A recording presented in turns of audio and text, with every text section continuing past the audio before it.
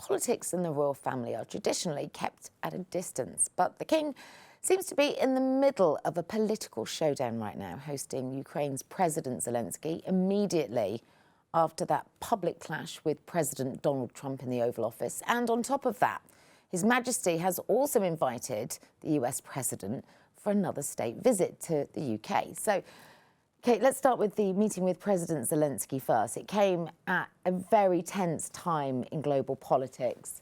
What was the meeting for, and do we know what was discussed? Well, yeah, I mean, a picture speaks 1,000 words, doesn't it? This was the Sunday night when we understand Zelensky had made a request to the British government that while he was over in London, he would meet the King. That request went to the palace, and the palace said, yeah, great, have him come over. So after that summit in London, Zelensky flew up by helicopter to Sandringham, where they were met on the front steps. And so keen were they to get this image out that this was released to the media before the meeting actually took place. They then went inside to the saloon, which is this lovely old room near the entrance hall of Sandringham House, the King's private retreat in Norfolk. And they were there for the best part of an hour, really, about 45 minutes. And they had tea, we're told, and a very warm and affectionate chat right by the fireside. So warm in terms of the friendship, but also literally. And it was a moment for the King and the country to wrap their arms around Zelensky and say, no matter what happened in the Oval Office, we're with you, we're behind you. Yeah. I mean, the King has been very vocal from the get-go, from the moment Russia invaded Ukraine, that he was behind the Ukrainian people. Was this a bold move on behalf of the King to accept that request and to be so public with his support, do you think, Matt? No, not at all. I think if he had withdrawn his support, then, then we could raise some eyebrows. But he's been consistent the whole time. I mean, I remember, I think it was the second-year anniversary when he did talk about the aggression. He did talk about the heroics of the Ukrainian people. I've got a lot of faith in Charles when it comes to world affairs. I think he's been doing this kind of statesmanship role for decades. Diplomacy, but also statesmanship, but also being a bridge between different countries, between different religions, between different leaders from all areas of the world. And I think he has a certain skill, because we don't know what Zelensky said, what Charles said to him. We're never going to know, and that's the power of speaking to the King behind closed doors, because it's not going to creep out. He speaks to the Prime Minister every week or every couple of weeks. We never know. So Zelensky knows he can go in there and What do you think the chances are that we won't know what gets discussed when he gets in a room with Trump? Well, again, it won't come from... Yes, it won't come from the palace, it won't come from Charles, and that's the power. That's why Zelensky probably wanted to meet him. He knows that Charles does have a warm relationship with Trump. OK, they have shared letters. The King did write to Trump after, the assassination attempt when he got shot in the air. They have a decent friendship. And Donald Trump adores the royal family. Exactly. So days before this meeting, Keir Starmer had flown over to Washington, hot on the heels of Emmanuel Macron. And played what was a card that many thought maybe he could have sat on for a while, which was the extension of an invite, an unprecedented second state visit, which really seemed to soften and butter up Donald Trump at a time when it was felt that politically it was needed. Do you think that card was played too soon now in hindsight? No, not really. I think that... I think the King would like to have the state visit. I think that's important. There was Keir Starmer actually went on TV, I think, at the weekend, and he was on Laura Kuenssberg's show, and they talked about, was this invite too soon? And he said, oh, well, you need to speak to the King about it.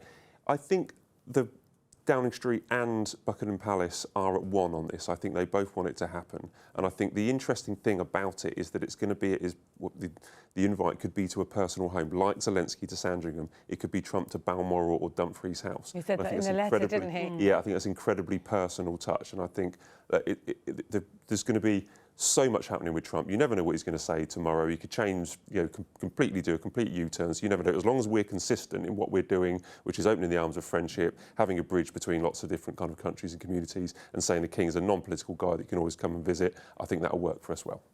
Yeah. We also have to remember that invite was extended before the scenes that unfolded in the Oval Office between Zelensky. Yeah, that's why we need to keep that consistent line, not suddenly change on a sixpence. So we talk a lot on this show about soft power. I mean, it's not even soft right now, is it? King Charles is a real asset at a time like this and is being deployed accordingly. All of those years in the field, watching his mother, understanding the global politics that are at play. Is he the right man for the job right now, do we think? Absolutely. He's had this vast experience as an apprentice for this role. He learned from the best, his mother, and he has done the time, you know. He's got to know people. He's earned his place as an elder statesman, if you like. And so he's the perfect person as a neutral to bring people together. I mean, none of us here obviously have spent a huge amount of time in the company of Donald Trump, but my assessment would be that he's likely to sit down and listen to King Charles over any of the global leaders that have been passing through the Oval Office of late. I think that's a fair assumption. Yeah, absolutely. And then the King has this other kind of role to play as well. So I was told this is kind of a threefold diplomacy role whereby he's backing, you know, Britain to support Ukraine and Europe to support Ukraine. He's trying to bridge that gap with America, but then he's also got to keep the realms happy. So the day after we saw Zelensky at Sandringham, who else shows up? But we had Justin Trudeau, the outgoing Prime Minister of Canada, the country of which the King is also king of that country as well. So he's now in the mix with Canada as well, and the trouble that they're having with the trade tariffs that Trump's trying to impose on his northern neighbour. Yes. So he's busy. At the end of this, I think he really will be able to sort out the whole William Harry thing. Well, he's right at the heart of world affairs at the moment, and there doesn't seem to be anybody in that unique position with that status who can do that. Do you think he's enjoying it? Not enjoying, maybe that's not the right word, but does he thrive in a moment like this? Look, it's quite a tightrope to walk, isn't it? So I can't imagine how stressful it must be, perhaps behind the scenes, but he's certainly not showing it. And I think the experience has put him in a good position to play this part. You know, just from having seen him on engagements recently, he seems really upbeat.